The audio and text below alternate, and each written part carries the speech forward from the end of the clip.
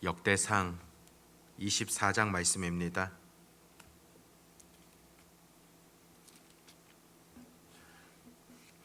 역대상 24장 1절에서 31절입니다. 같이 하나님의 말씀을 읽도록 하겠습니다. 아론 자손의 계열들이 이러하니라. 아론의 아들들은 나답과 아비후와 엘르아살과 이다말이라. 나답과 아비후가 그들의 아버지보다 먼저 죽고 그들에게 아들이 없으므로 엘르아살과 이다말이 제사장의 직분을 행하였더라.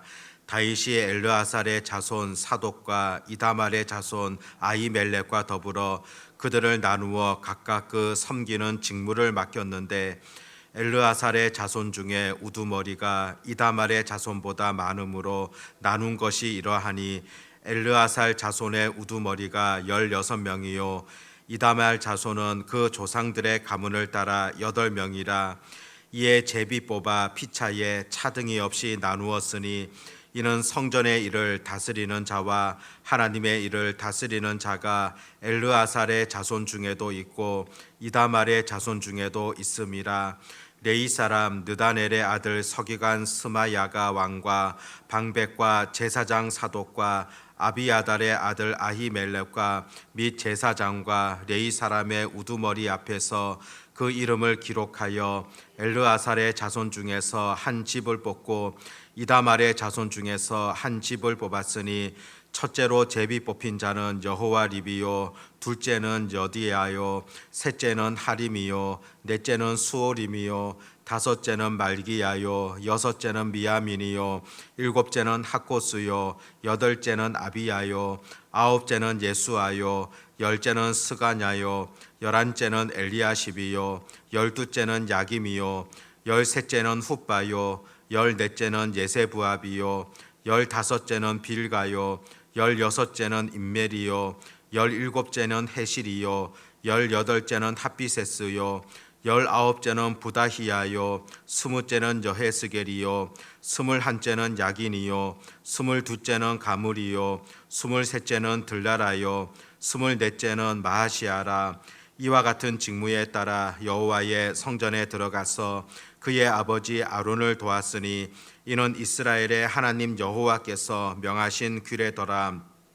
레위 자손 중에 남은 자는 이러하니 아브라함의 아들들 중에는 수바엘이요 수바엘의 아들들 중에는 예드야며 르야바에게 이르러는 그의 아들들 중에 우두머리 이시야요 이스알의 아들들 중에는 슬로못이요 슬로못의 아들들 중에는 야하시요 헤브론의 아들들은 장자 여리야와 둘째 아마랴와 셋째 야하시엘과 넷째 여가무함이요 우시엘의 아들들은 미가요 미가의 아들들 중에는 사밀이요 미가의 아우는 이사야라.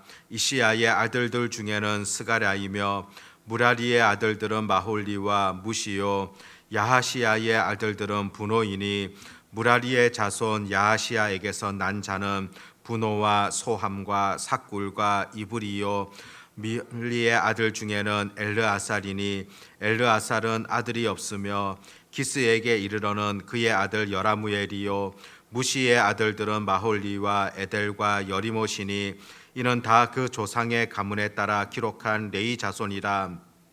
이 여러 사람도 다윗 왕과 사독과 아히멜렉과 제사장과 레위 우두머리 앞에서 그들의 형제 아론 자손처럼 제비 뽑혔으니 장자의 가문과 막내 동생의 가문이 다름이 없더라. 아멘. 오늘 본문에 보면은 다윗이 제사장들을 24 반열대로 조직을 하는 것을 보게 되어집니다. 특별히 아론의 아들들이 제사장직을 담당하게 되어지는데 아론의 아들 가운데 나답과 아비후 같은 경우에는 성소를 모독한 죄로 인하여서 하나님 앞에 잘못된 제사를 드림을 통하여서 그들은 일찍 죽게 되어집니다. 그래서 엘르아살과 또 이다멜의 후손 가운데 제사장을 세우게 되는 그런 내용이 나타나고 있습니다. 엘르아살의 가문에서 16명, 또 이다말의 가문에서 8명, 특별히 24명 뽑게 되어지고 24반열로 조직하였다. 그렇게 본문에서 기록하고 있습니다. 이 말씀은 이제 제사장이 한 주간 동안 제사장 업무를 아론을 도와서 하게 되어집니다. 한 주간 동안 한 이후에 또다시 다른 사람이 또 한 주간 동안 하게 되어집니다. 이렇게 차례대로 24명이 할 수 있도록 이렇게 사람을 정하게 되어지는 그런 과정들을 보게 됩니다.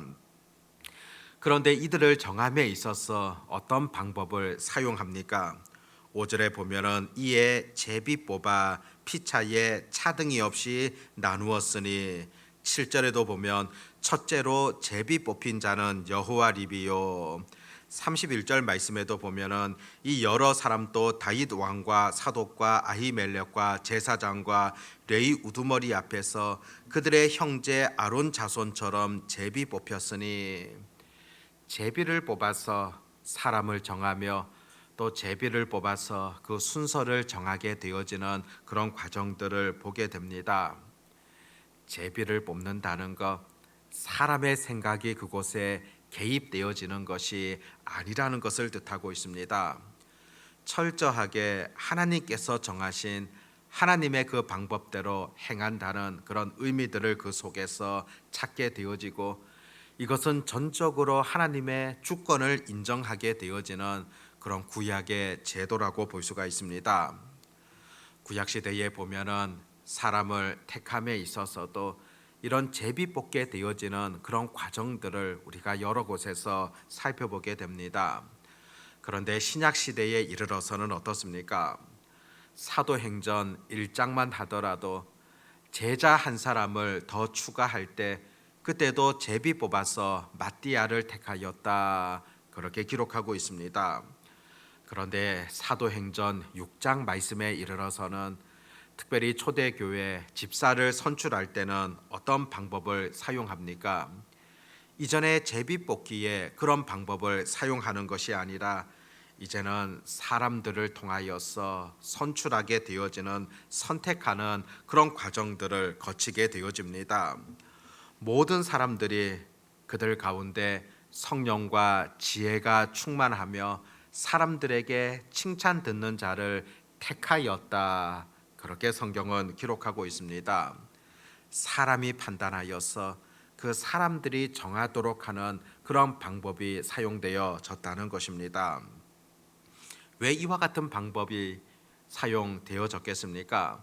또 사도행전 1장에 그 마띠아를 제비 뽑는 것과 사도행전 6장에 초대교회 집사를 뽑는 과정 속에서 어떤 차이가 있었으며 또 그 가운데 어떤 일들이 벌어졌습니까?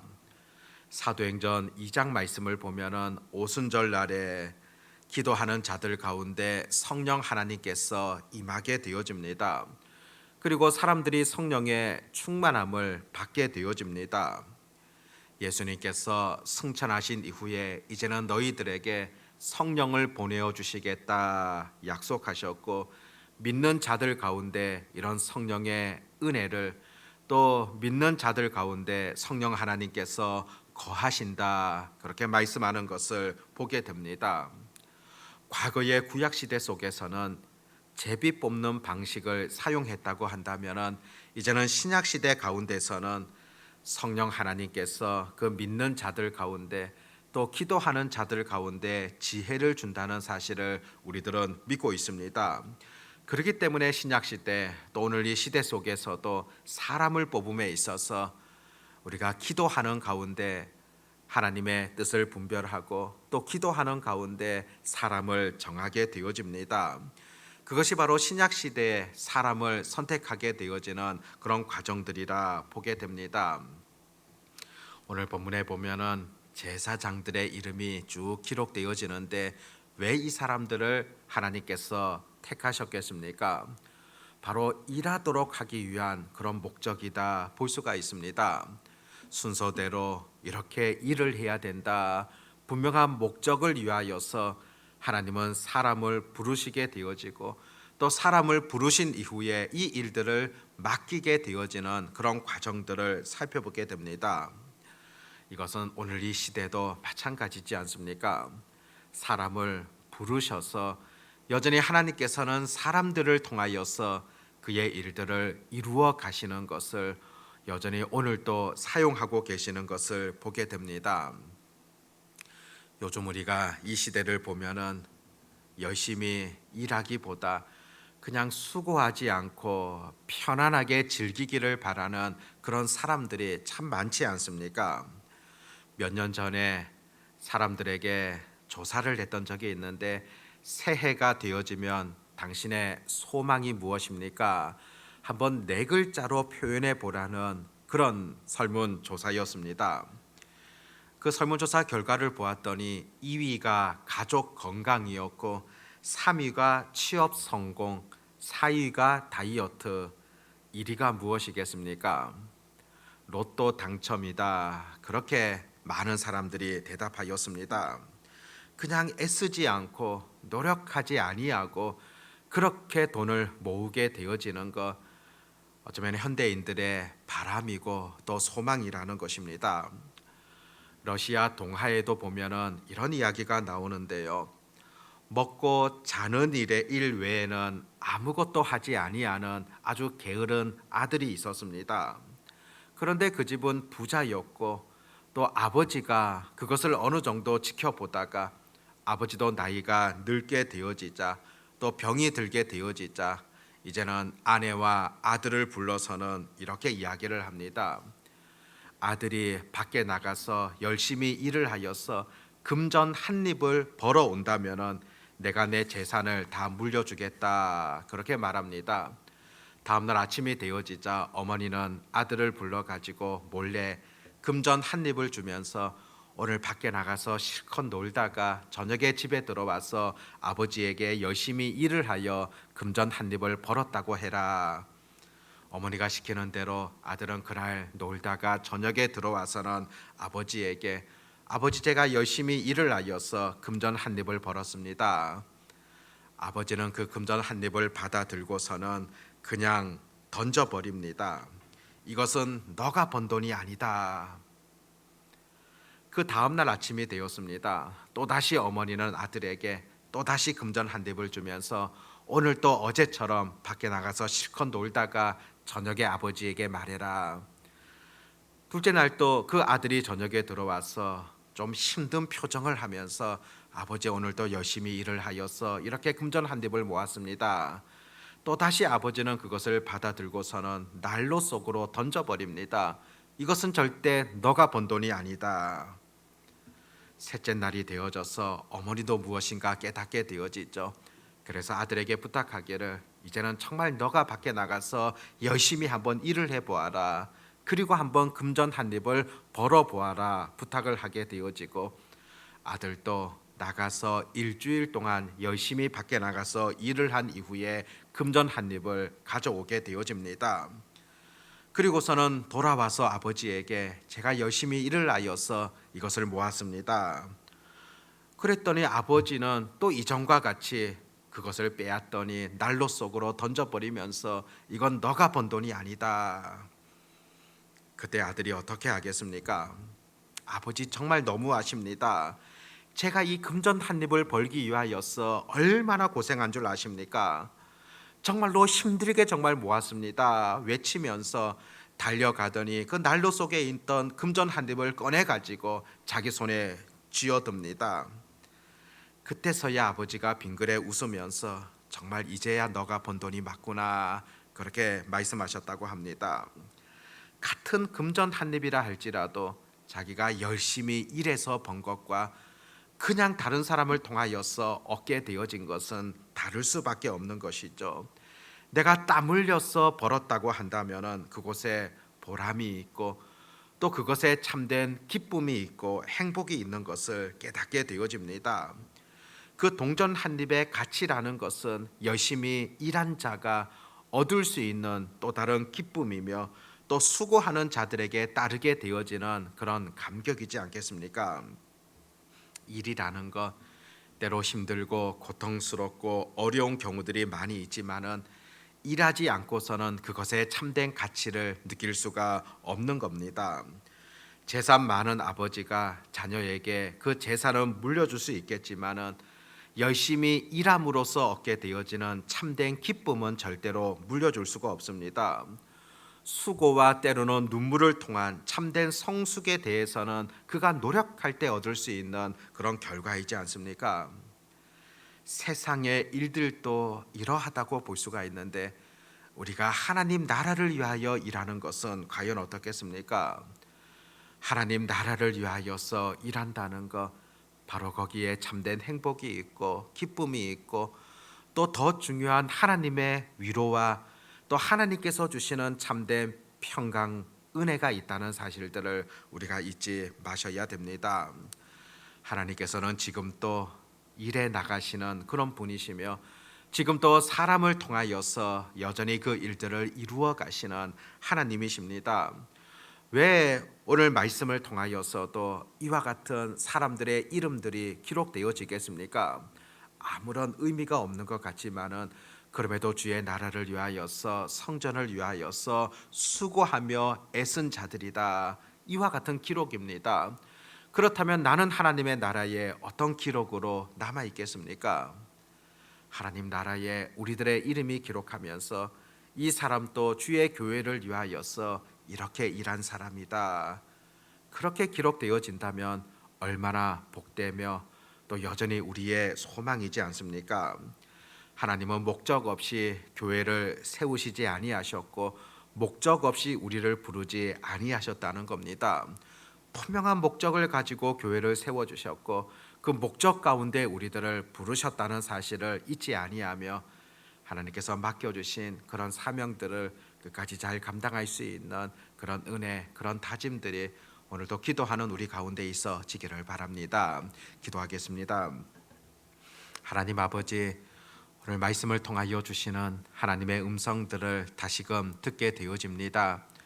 하나님께서 우리들을 불러주시고 하나님의 자녀 삼아 주신 것, 분명한 우리를 통하여 이루어 가실 하나님의 뜻이 있다는 사실을 깨닫고 바라보게 되어집니다.